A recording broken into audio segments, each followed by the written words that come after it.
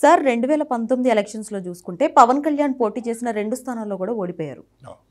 ఇప్పుడు పిఠాపురం నుంచి నేను ఎమ్మెల్యేగానే పోటీ చేస్తాను అని చెప్పి ఆయన అంటున్నారు.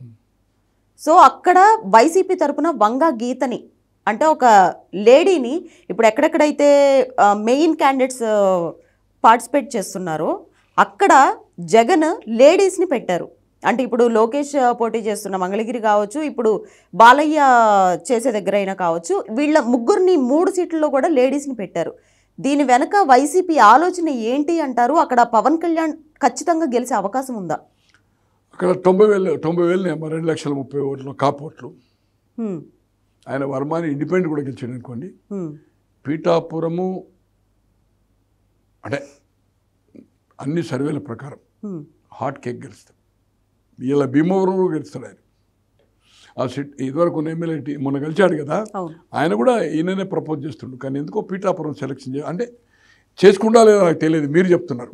బట్ నేను అనుకుంటున్నా ఆయన కాకినాడ ఎంపీ కూడా చేస్తాడు, ఎమ్మెల్యే చేస్తాడు. పక్కకు గెలుస్తాడు. ఆయన సపోజ్ పవన్ కళ్యాణ్ గారు పీఠాపురం ఓడిపోయింది అనుకోండి, ఏం డిఫరెంట్ పడుతుందమ్మా? ఉప ముఖ్యమంత్రి అవుతాడు, ఎమ్మెల్సీ అవుతాడు కదమ్మా. అమ్మ మన్మోహన్ గారు 2 సార్లు ప్రధాని, రాజ్యసభ మెంబరే, లోక్సభ కాలే. నితీష్ ఇప్పటి వరకు ఎమ్మెల్యే కాలే, ఎన్నోసారి 5వ సారి 6వ సారి చెప్పించమ్మా. దేవగౌడ మన ఎమ్మెల్యే కాలే, సారీ ఎంపీ కాలే, రాజ్యసభ అనుకుంటాను, రాజ్యసభ నుంచి.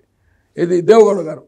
గుజరాల్ గారు రాజ్యసభనే, ఎక్కడ బయలా లేదు కదమ్మా. భవన వెంకటరామ గారు ఇక్కడ చీఫ్ మినిస్టర్ ఫిబ్రవరి 82లో అయ్యాడు. ఆయన ఎమ్మెల్యే ఎప్పుడైనా ఎన్నికలే ఆయన.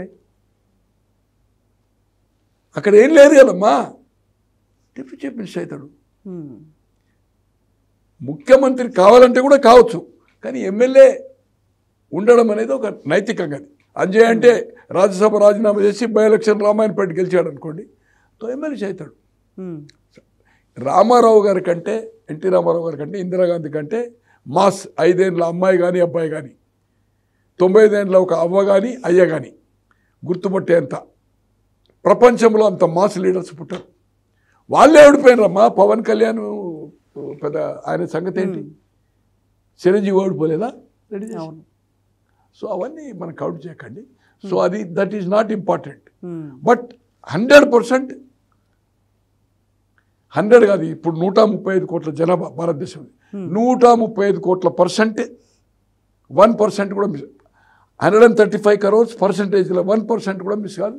డెఫినెట్ గవర్నమెంట్ ఫార్మ్ 120కి తగ్గకుండా 140 పైన 150 అనుకుంటా.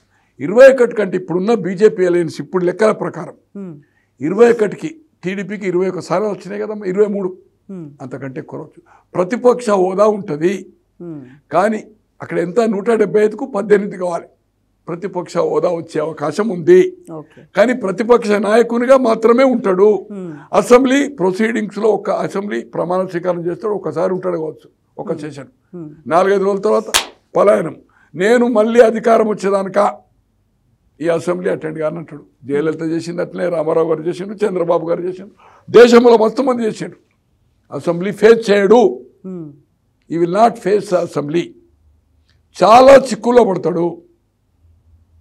ఒక్కొక్కరి బట్టలు కూడా తీసి ఇప్పుడేమో అక్రమ కేసులు పెడుతుండ్రు. నిజమైన కేసుల్లో రెడ్ డైర్ ఎవరైతే లోకేష్ చూపుతుండో ఆషామాషిగా చూపుతాడు. బద్దలు బద్దలు బద్దలు బద్దలు వల్ల కొడతాడు. పాత లోకేష్ గారు కాదు, ఇప్పుడు విశ్వరూపం చూస్తారు లోకేష్లో. అంటే కక్షగా పోడు, ఎంక్వైరీలు పెట్టి చట్టబద్ధంగానే ఇరికిస్తాడు. లోకేష్ ఈసారి మంగళగిరి సీట్ గెలుస్తారు. Easy sir, walk walk walk very comfort. మంగళగిరిలో ఒక 3 సమగ్రమైన సర్వేలు నా దగ్గర షీట్స్ ఉన్నాయి. పర్ఫెక్ట్. 2009 తర్వాత వేమూరు కాన్స్టిట్యున్సీ మన హోమ్ మినిస్టర్ ఉండే, వారి పేరేదో ఉండే, డిప్యూటీ స్పీకర్ ఉండే ధర్మారావు గారు అని రిప్రజెంట్ చేసిండు. ఈయన పేరేంటి, రోషయ్య గారు కూడా చేసిండు. ఆ మండలం ఇప్పుడు కలిసింది. పోయినసారి లేట్ క్యాంపెయిన్ స్టార్ట్ చేసింది ఆయన. చాలా టూ గుడ్ కంటే టూ గుడ్ ఉంది అక్కడ. పద్మశాలి ఓటు కూడా క్యాండిడేట్ పెట్టినా కూడా ఇప్పుడు క్యాండిడేట్ మీరు చూసింది కదా రామకృష్ణారెడ్డిని తీసేసిండు, అవును. ఇంకో ఆయన పెట్టిండు, ఇప్పుడు మళ్ళీ ఇంకో లేడీ అనుకుంటే ఇప్పుడు అంతే కదా, అవును. I'm correct. అవును. సో తెలిసిపోతుంది కదా, కథం పేలిపోయింది కదా. పద్మశాలి ఓట్స్ కూడా మోర్ దాన్ 50% ఈ 3 సర్వేల్లో గెట్టింగ్ ఆఫ్ లోకేష్ గారు. ఓకే. ఆయన 2 సీట్లు చేస్తలేడు, భయపడతలేడు.